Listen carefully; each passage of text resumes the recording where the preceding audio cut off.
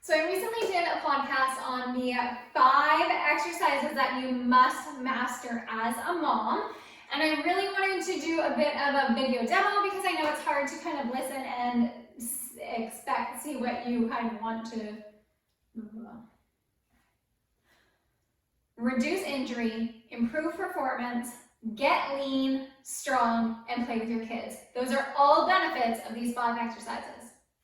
So I recently did a podcast on the 5 exercises that you need to master as a busy mom. And I wanted to do a bit of a breakdown of those exercises to go with that so you know kind of what the hell I'm talking about.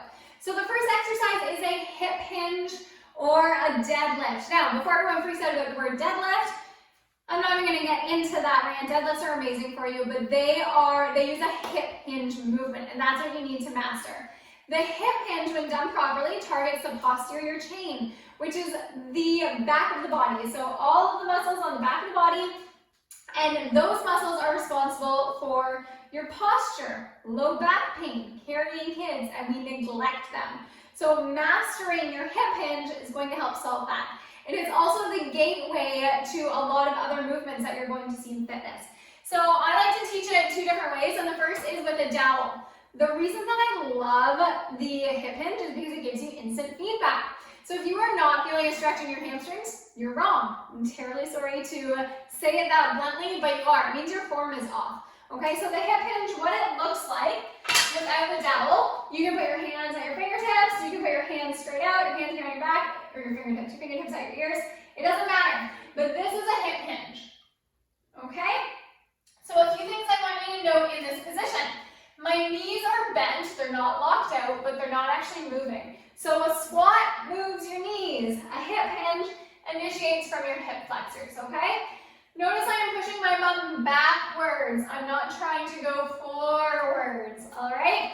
And the other thing is that my torso is super flat, okay? Almost in an extended position. So if we look at this movement, when I get to here, notice my upper back is still very flat. My shoulders are pulled back, and my low back is neutral or slightly extended. What most people mess up is they do this, and they look down. The second that you round that upper back, you take all of the tension out of your hamstrings and you will not feel the exercise. All right? So I like to teach this with a dowel to start, and the reason why is because it gives you instant feedback. So if you put the dowel on your back, it should be touching your bum, your upper back, and your head. I'll switch arms so you can kind of see. Those are your 3 contact points. If you lose a contact point, you're wrong. You're in the wrong position. So set your feet hip distance slightly wider. Keep a nice flat upper back, slight bend in the knees, and you're going to start to hinge over. And right now I'm feeling my hamstrings, and I should have a nice flat back. All 3 contact points are in. Then I'm going to squeeze my glutes, and I'm going to reverse the movement. Okay? So if I get to here and I round my upper back, it's going to come off of my tailbone. Or if I get to here and I look down, it's going to come off my head. Instant feedback. Okay? That's why the dowel works. What the other problem is halfway through women mostly tend to bend their knees. So we get to here and we go, why don't I feel my hamstrings? Because you're bending your knees. Remember that it is pushing your bum backwards. The other way I like to teach is normally against a wall. We don't have a wall within the camera setting, so picture a wall behind me and we actually do bum taps.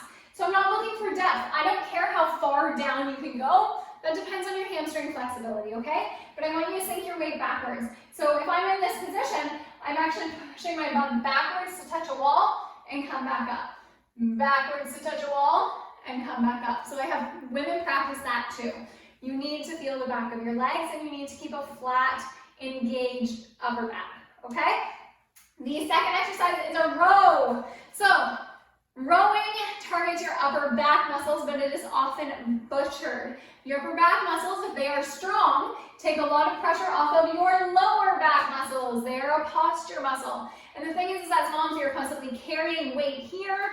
We get pregnant and our shoulders round forward. We breastfeed and our shoulders round forward. We carry kids till they're like 7 and we do this. So strong upper back muscles help open up, pull the shoulders back. They honestly just help absolutely everything. So your posture, your low back pain, and carrying kids. Because when you have stronger upper back muscles, chances are you are not holding with just your arms, okay? Now, with a row, there are so many variations. It doesn't matter what variation, you need to learn to engage your back muscles and not your biceps. So when we think of a traditional row, like this, whether I have a band or a cable or whatever I'm pulling, the problem is most people do this. Okay, so in this position, it's a great bicep curl. My elbow is flexing, it is coming up. But notice my shoulder's not really moving. Okay, look at my back, shoulders aren't really moving. In fact, I'm kind of tipping forward as my elbow goes back. That is where most people fail. You need to learn to pull your shoulder back, so your shoulder should actually move. And you're thinking of pinching a pencil between your shoulder blades, okay? This does depend partially on your thoracic mobility, your upper back mobility. Your back has to move in order for you to engage in a row. So if we look at my back muscles, this isn't really doing much, but this is a big pull, okay? So my shoulders are going down, they're moving backwards, I'm pausing at the back, and I'm engaging all of my upper back musculature. You need to master rowing, okay? Exercise 3, the squat. Everybody loves the squat. You know this is important. You squat all day long. With females especially, I find that there are two problems. The first, if we look through a side view, most females initiate like this. Okay, we lean it forward. That just hurts my ankles, to be honest. I don't have the ankle mobility to do that. And then we wonder why squats hurt our ankles and our knees. The second is if we take a straight on view, women squat like this. So see how my knees are very, very far in from my big toes? That's going to cause knee pain, okay? Squats don't cause knee pain. Poorly executed squats do. So let's break those down. The first is I want you to push your booty back. Take a wider than you think stance. This often helps beginners. You can tweak as you go. It's just for beginners, I normally recommend a little bit wider. And what I want you to do is picture sinking back into a chair. You can actually drop a bench or a stool there so you have something to fall on. That's a really common one for people. But I want you to shoot your hips back. Notice that's almost like a hip hinge position. What? Shoot your hips back, bend your knees, and sink your body down. So notice when I'm here, my knees line up with roughly my big knuckle, my middle foot. You can let them go forward, that's fine as long as you're engaged, but you can't lean forward this way. It's not going to work. Okay, so normally I put a bench under my new ladies so they can sink down, sit their bum down, push back up, all right? You have to sink backwards. You should feel the back of the body engaged. The second is the caving of the knees, which is normally a lot of glute strength or lack thereof, okay? So one of the things your glutes are responsible for are turning those knees and those hips out, okay? I want you to engage the outer glutes. So when I'm sinking back in my squat, I want you to drive your knees out over your pinky toes as you sink back. Notice my knees are out, I go down as low as I can actually wiggle my toes here. I'm gonna push through my heels, squeeze my bum, drive my knees out, and come up. Okay, it's all about your glute strength. I'm not saying roll onto the outer edges of your foot. Not effective. I am saying drive your knees out, push your bum back, and then come up. All right? I like to normally wrap a mini band around females because it forces them something to push out against. Well, I'll get into exercises to help them another day. But drive your knees out, sink your bum back. Okay, glute bridges. I am a glute fanatic, to be perfectly honest. Glutes solve life problems. They really and truly do. So you need to have both mobile hips and strong glutes. And the problem is our glutes are very often underactivated. We don't use them, and we don't know how to, and we need to. Glutes help hold you up, so they need to be strong. They support the pelvic floor. They are awesome for performance. Everything. You need strong glutes. And the best way to start to train them is with a glute bridge. Now, when you're doing a glute bridge, the two big problems I find are people are flaring their ribs and their low back, and their knees are caving in. So we already talked about those knees. Don't let them cave in. You want to drive them out. That doesn't mean roll on your ankles. You need to use your bum. When you're in this position, what I'm looking for is you to push through your heels, come up as high as you can. And how high you come up is going to depend on your quad and your hip flexor flexibility. But I want you to squeeze your bum. So I am squeezing my bum.